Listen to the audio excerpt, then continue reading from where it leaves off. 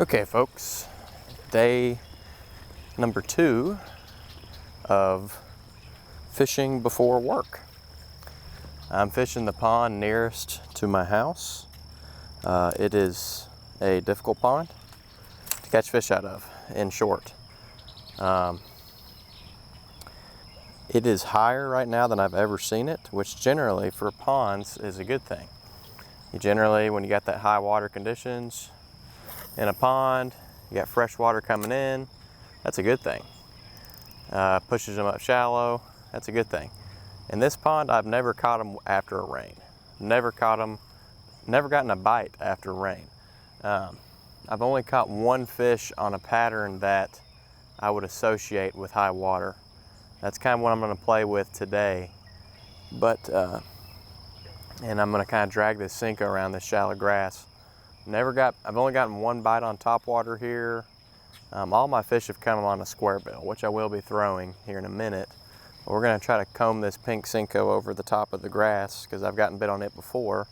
Kind of fishing this run-in spot right here. Should be some good oxygenated water. As you can see, spilling in through this drainage pipe, coming in fresh. So that should be a good thing. So they should be hanging out around here, I would think. But this pond confuses me consistently as to what they bite on. You know, I've thrown green Senkos, can't get bit. Thrown Pinko Senko, I've caught 2 fish on it. Oh my gosh. Did you see that? Did you see that? Did you freaking see that? Did you see that? Did you freaking see that? That was bad. That was dope. Did you freaking see that? Can you freaking believe that? That was sick. Oh my gosh, that's a 3-pounder. Can you freaking believe that? Did you see that?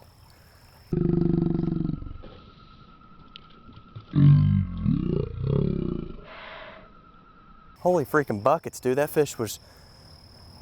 Okay, so what I said a second ago about the fish not abiding by shallow patterns after it rains was total horse crap, because that fish did exactly what I thought they should always do, and that is be in like 6 inches of water after a heavy rain.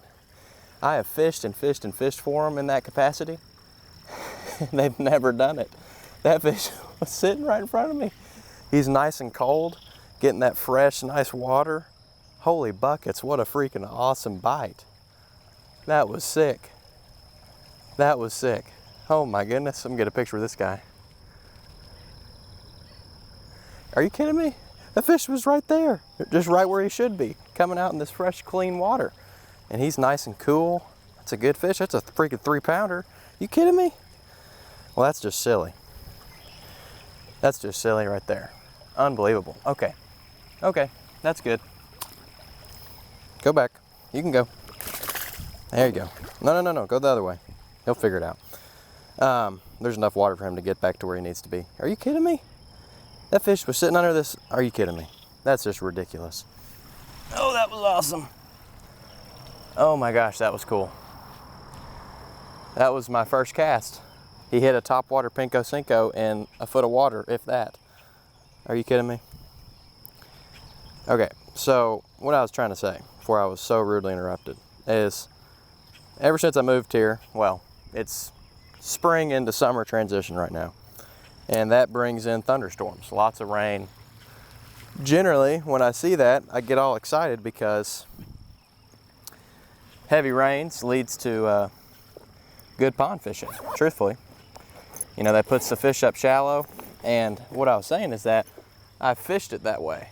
You know, I fished it super shallow. I fished it like that. And I can't get bit that way. I've only caught one fish super shallow up in grass after a rain here, despite my many attempts to catch them that way. But that fish just kind of showed me that even still, while it might be difficult to get bit in that way, they still bite shallow after it rains. It just took the most amount of rain that I've seen in a week time period in a long time. I mean, it has just rained and rained and rained and rained, and it has finally caused these fish to move up shallow, and I could not be more joyous.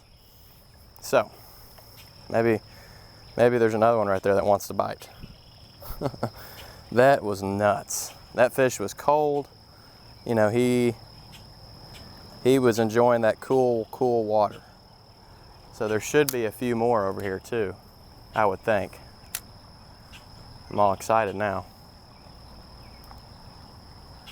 I'm lucky I didn't spook that fish. The only reason I didn't spook him is because of this moss, or excuse me, this foam right here. That's the only reason I didn't scare him off. Otherwise, I would have never caught that fish. Oh, cool. Awesome. Topwater Senko fishing. It's my favorite. So what I'm saying, especially in a pond, you can never fish too shallow in a pond, in my opinion. So while it doesn't look like I'm fishing shallow right now, it's not deep right out there. It's no more than, let me jump back over. Oh, it's no more than a foot deep across this bay right here. It's kind of hard for me to cast up in the cattails with the angles that I have. But man, what an awesome bite that was. And he tight lined. I mean, every possible thing went wrong there. I got too close to him. He hit it. He hit it right next to my feet. I had about 3 feet of line out. Was reeling in. Hooked him in the bottom of the lip. Crazy. Spinning rod. Yet we landed the fish, and that makes for an awesome video. That was cool. I'm happy about that. And we've completed the mission of catching a fish before work. First cast. Probably won't get bit again, but I don't really care at that rate. That was so slick, man. Still got a little bit of time left. So right here, I'm just gonna zoom it through. Not gonna fish it super slow, but there's enough water right here. And if I pull this Senko over their heads, it's like fishing a really subtle wake bait in the ways. And you can kind of walk them to the left and right, pop them up, kind of like fishing a fluke, I guess. It's got enough weight, these Senkos, that when you throw them, they'll sink rather quickly, which is good because I can let it fall into these holes and I can cast it a good distance, etc.